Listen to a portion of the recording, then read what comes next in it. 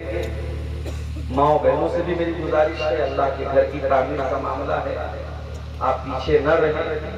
मैं तमाम लोगों के हक में जिन्होंने आज इस मस्जिद की तामीर में अपना ताउन पेश किया है, सबके हक में दुआ करता हूँ अल्लाह उनके चंदों को, उनके ताउन को कबूल फरमाए।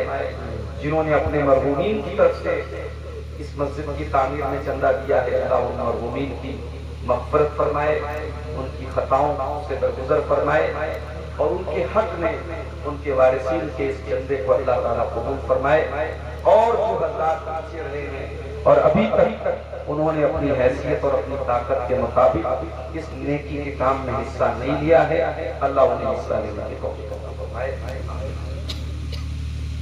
मेरे भाइयों, हम और आप मुसलमान हैं और मुसलमान जिन चीजों पर ईमान लाए बगैर मुसलमान नहीं हो सकता, जिन चीजों पर ईमान लाना हमारे लिए कंपलसरी है, अनिवार्य है, जरूरी है, उनमें से एक चीज कयामत का दिन। कयामत के दिन पर जब तक आप ईमान नहीं लाएंगे, आपका इस बात पर यकीन नहीं है कि एक दिन दुनिया खत्म हो जाएगी, हिसाब और किताब होगा, तब तक आप मोमिन नहीं हो सकते।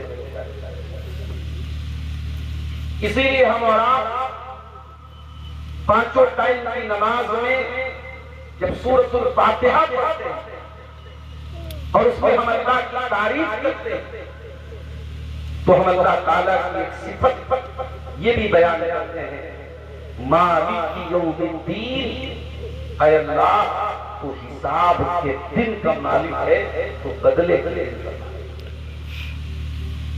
दुनिया में एक इंसान गलत कर रहा है, हो सकता है अल्लाह ताला उसके गलत काम की सजा दुनिया में दे दे, हो भी सकता है, नहीं भी हो सकता है, जरूरी नहीं। लेकिन एक दिन ऐसा आएगा जब हर नेकी करने वाले को उसकी नेकी का और हर बुराई करने वाले को उसकी बुराई का पूरा पूरा बदला दिया जाएगा। और उसी दिन को कुरान और हदीस में कयामत कहते हैं। कयामत के मुख्तलिफ नाम हैं, कहीं कयामत को अल-कारिया कहा जाता है। अल-कारिया का मतलब दस्तक देने वाले। आप घर में सोए हुए अचानक से रात में आके कोई दरवाजा खटखटाता है, नॉक होता है, आप हड़बड़ाते हैं। अल-कारियतु अल-कारियतु वमा अदराका मल-कारिया।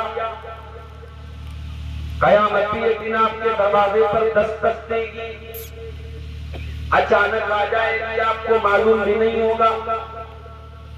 अल्लाह के प्यारे नबी फरमाते हैं, कयामत इतनी अचानक आएगी, दो लोग कपड़ा का लेन देन कर रहे होंगे, एक कपड़ा खरीद रहा होगा, एक बेच रहा होगा। अभी कपड़ा बेचने वाले ने कपड़े को नापा भी ना होगा, क्यों? अपने देर में कयामत आ जाएगी। एक इंसान अपने जानवर के थन में हाथ लगा के जानवर का दूध पूरा होगा, अभी जानवर का दूध उसने बर्तन में पूरा निकाला ना होगा, अभी पूरा दूध तू ना पाएगा, इतने में कयामत आ जाएगा। एक आदमी अपने घर की टंकी को साफ कर रहा होगा, अभी अपने काम को मुकम्मल नहीं किया होगा, इतने में कयामत आ जाएगा। अचानक आएगा, अपॉइंटमेंट लेकर नहीं आएगी, बता के नहीं आएगी, अचानक आएगी। अल-कारिया, ये खटखटा करके दरवाजे पर दस्तक दे करके अचानक। कहीं अल्लाह ने कयामत का नाम अल-हाक़्क़ा रख दिया। अल-हाक़्क़तु मल-हाक़्क़ा वमा अदराका मल-हाक़्क़ा।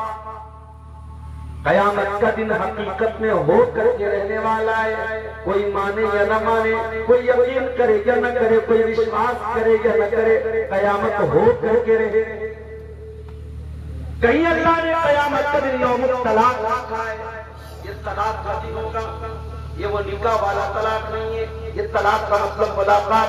कयामत के दिन इंसान अल्लाह ताला से मुलाकात करेगा, अल्लाह ताला से बातचीत करेगा, अल्लाह ताला उसका हिसाब व किताब लेगा। कयामत के दिन अपने अंजाम से मिलने का दिन है। कयामत के दिन इंसान अपने अंजाम तक पहुंचेगा।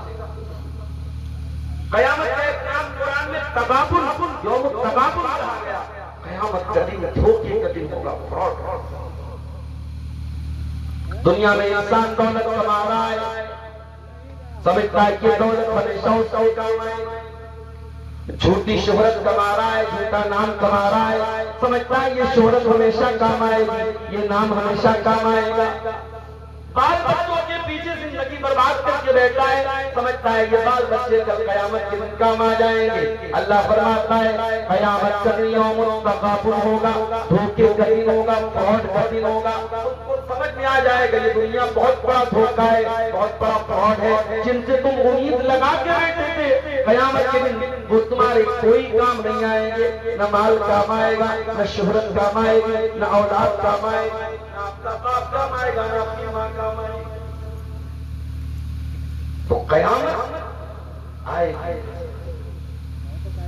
और जिस दिन ये कयामत आएगा उस दिन की हालत क्या होगी, अल्लाह ने उसका एक हल्का सा नक्शा खींचा है सूरह हज की शुरू की हुआ है। या अय्युहन नास